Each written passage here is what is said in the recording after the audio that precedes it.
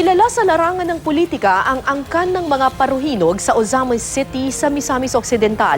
13 taon ng alkalde ng lungsod ang napatay na si Reynaldo Paruhinog Sr.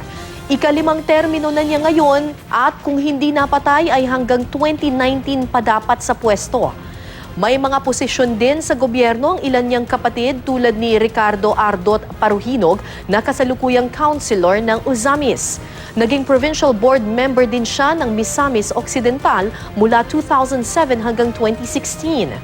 Si Octavio Paruhinog Jr. na kasamang napatay sa raid ay board member naman ng Misamis Occidental at nagsilbi ring city councilor ng Ozamis noong 2013 hanggang 2016.